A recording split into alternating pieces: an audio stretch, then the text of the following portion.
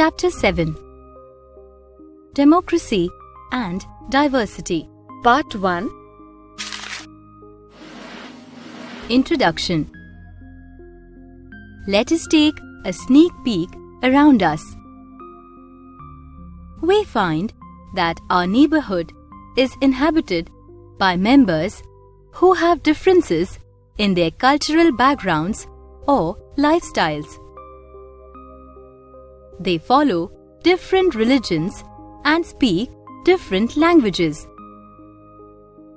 We notice that each individual is unique.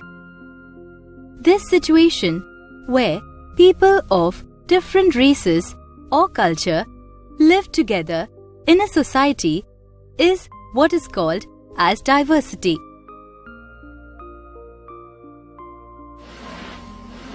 Diversity in society. We live in a heterogeneous society where each individual is unique. The individual differences can be along the dimensions of race, region, and country of birth, language spoken, religion followed, gender, socio-economic status, religious and political beliefs, or other ideologies.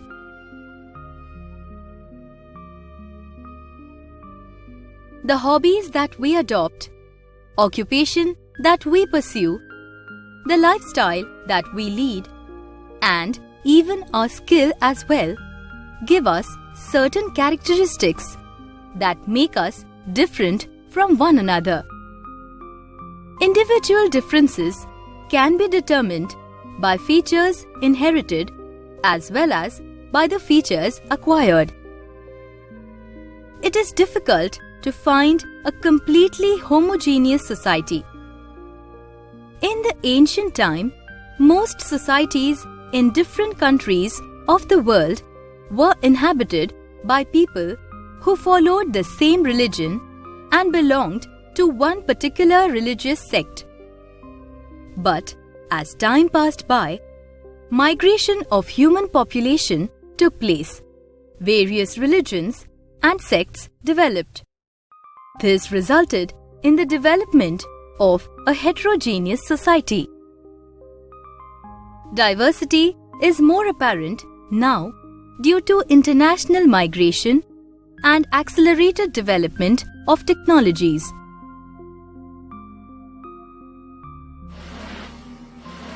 Diversity of languages in India. India has a fascinating diversity of languages. In the 1961 census, as many as 1,652 languages were listed that were reported by people as mother tongues.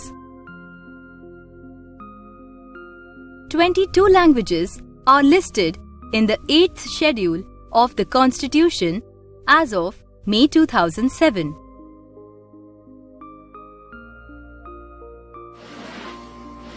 Diversity and unity. It was believed that unity can be created and maintained easily in a homogeneous society. But now, in the 21st century, intermixing across the world has increased, making the societies more diverse than they used to be in the past. A unique mix of people belonging to different races, castes, religions, sects, color, and languages coexist peacefully, and there is an underlying unity. Thus, unity and diversity can coexist. The people of India present a true image of unity in diversity. India is a multi-ethnic, multilingual, and multi-religious country. India's struggle for freedom has demonstrated that unity can be achieved in spite of the huge diversity.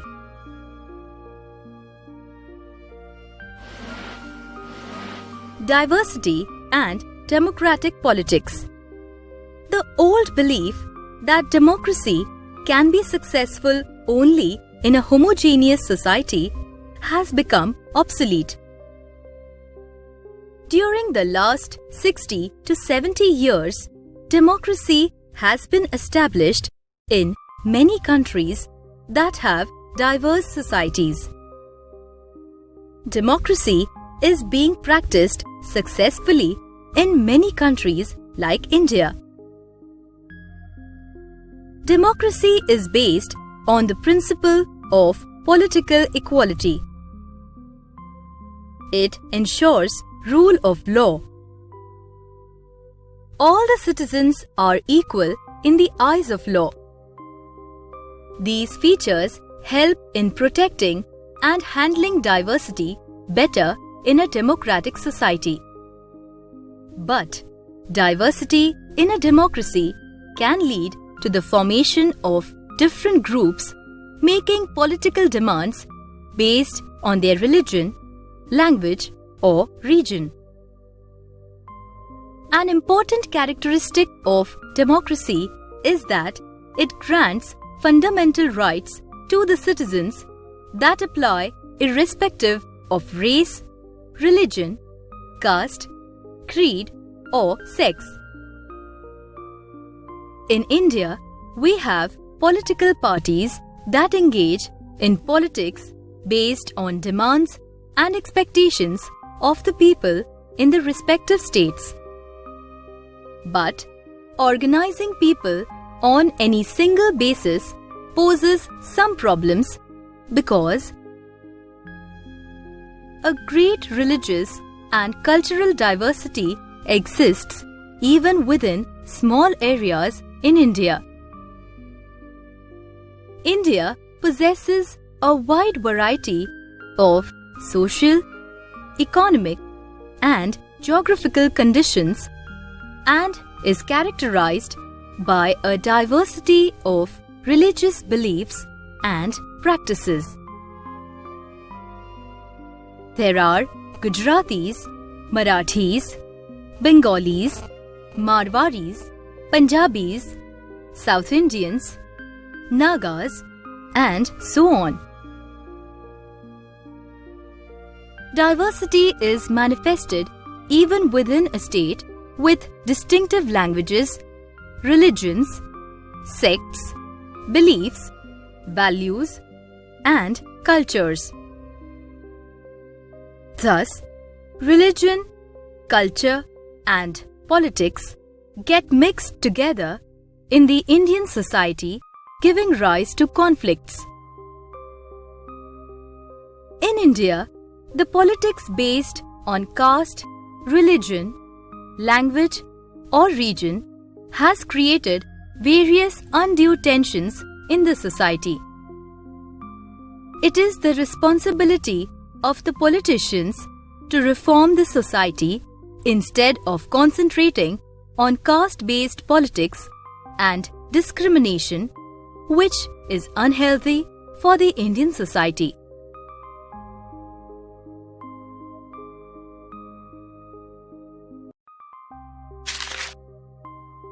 Chapter 7: Democracy and Diversity. Part 2: Diversity and Inequality. In India, there is unity in apparent diversities of race, religion, language, custom, etc. But at times, diversity can be a source of discrimination and result in disharmony and inequality. Competition among different groups arises when each group proclaims itself as more powerful than the other groups. The main concern of democracy is to ensure that the relation among the groups is cordial and egalitarian. Caste diversity. The hierarchical caste system that is deep-rooted in India is the most prominent example of inequality. In the structured caste system, the Brahmin and the Kshatriya are at the top. In the traditional caste system, the members of the lowest caste, the untouchables, were discriminated against, and the attitudes towards the untouchables were harsh and strict. The most menial occupations were open to the untouchables who lived a life of poverty. The concept of untouchability in the caste system is one of the cruel features of the caste system. In the last 100 years or so, many movements aimed at the abolition of caste system in India have been organized. Many socio-religious leaders advocated and worked for eradicating the caste system. In modern times, Mahatma Phule was the first to emphasize that in order to end caste inequality, one has to overthrow the old, unequal, and exploitative caste system. Shahu Maharaj is credited with working actively for the emancipation of the lower caste. His aim was to make education and employment available to all, thereby facilitating the education of the rural and low caste people. In southern India, Periyar Ramaswamy Naikar propagated the principles of self-respect and eradication of caste. He opposed the exploitation of the untouchables. Dr. Ambedkar campaigned against the Indian caste system and social discrimination and launched active movements for the welfare of the untouchables. He intended to uplift the untouchables by educating them. Both Dr. Ambedkar and Mahatma Phule advocated that people of the backward classes must get just share in education and in government services through policies of the government. This thought formed the main basis of independent India's policy towards caste. Some legal provisions came into being after independence, and untouchability was declared illegal in India. The Constitution prohibits discrimination on the grounds of religion, race, caste, gender, or place of birth. The Constitution provides for special quota in education and employment for the backward classes. Inequality between men and women. Male and female are biologically different. Discrimination against women exists all over the world and is seen in various forms. They face violence, harassment, and atrocities not only in public places but at the domestic level too. They are discriminated against in job opportunities, salary levels, and promotions at workplace. In India, discrimination against women has existed for generations. The males are socially valued and therefore a male child is preferred over a female child. The book Stri Purush Tulna, Comparison of Women and Men, written by Tarabai Shinde, that was published in 1882, expresses the issues of gender inequality. Tarabai hailed from a family from Buldhana in Vidarbha who believed in Satya Shodhak ideology and was a follower of Mahatma Phule. During the last 100 years or so, many women organizations have raised their voice against the injustice inflicted on women. This gave rise to women's movements. Laws were made in many democratic countries for reducing gender inequality. Subsequently, the right to vote in elections was granted to women. In the United Kingdom, women received the right to vote on the same terms as men in 1928. After independence, the Indian Constitution intended to remove social and economic inequality and make equal opportunities for all. It granted all its citizens, irrespective of gender, the right to vote from the first election itself. Increased political participation of women in local, regional, and national legislation is important in empowering women and achieving gender equality. But the global average of women representation in national legislatures is less than 17%. In Northern Europe, it is 40%, whereas in rest of Europe and in America, it is 20%. In Asia and Africa, it is barely 16.5%. In our country, it is 9%. In India, there is a provision for women's representation in Gram Panchayats, municipal councils, municipal corporations, and Zilla Parishads. Efforts are going on to provide reserved seats for women in Lok Sabha and state legislatures. In 2011, Maharashtra government increased the reservation for women representatives in the local government level to 50%.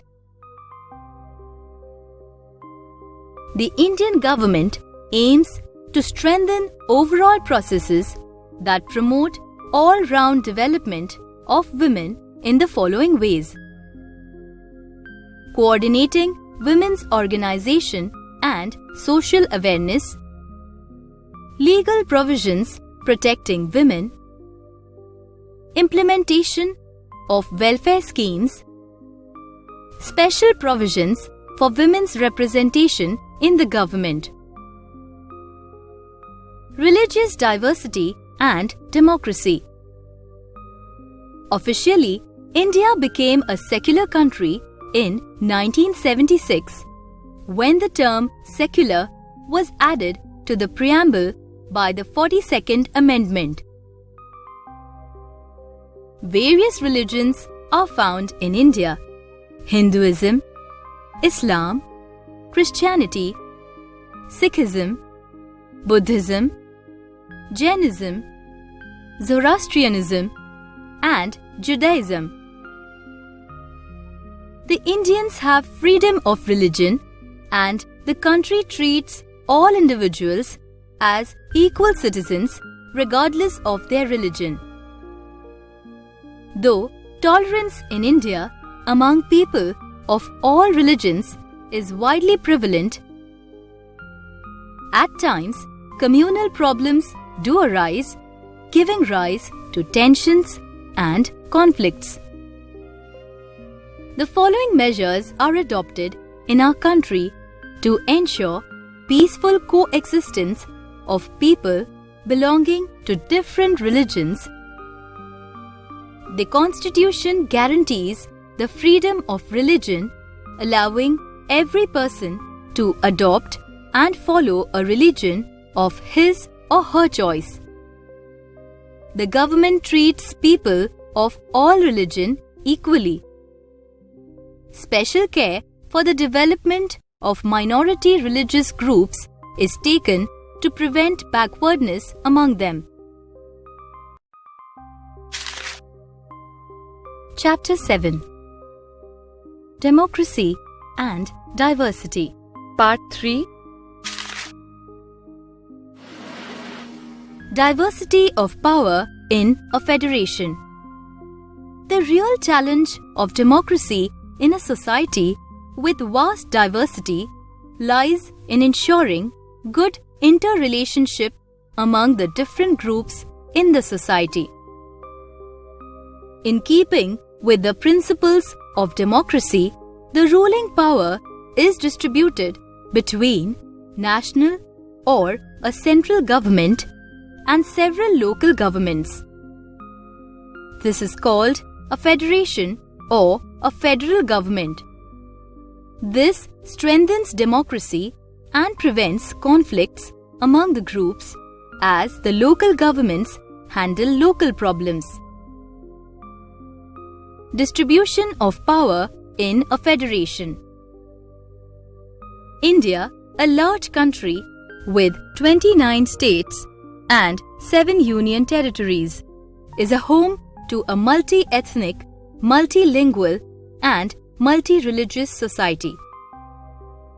So, to prevent violations of human rights, India follows a federal system of government. The governing power is divided between the national or the federal government and the state governments.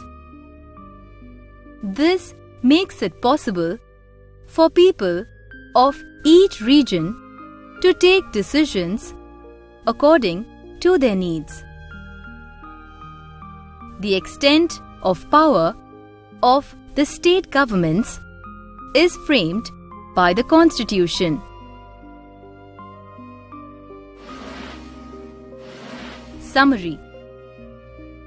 Unity in diversity is a way of celebrating cooperation between different groups of people in a single society. It is about recognizing individual as well as group differences, treating people as individuals, and enriching human interactions in the community and in the workforce, thereby creating a sense of oneness.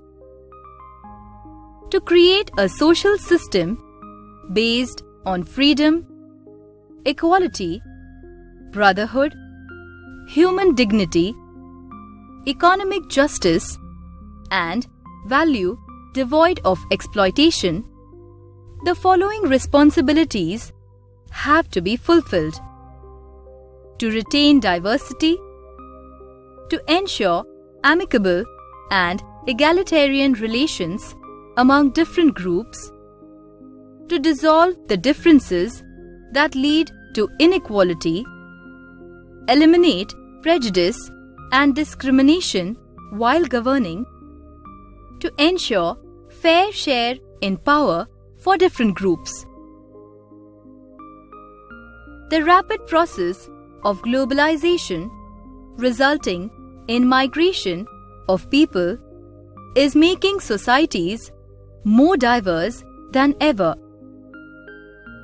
Interaction among different communities will help in inculcating the values of solidarity and tolerance.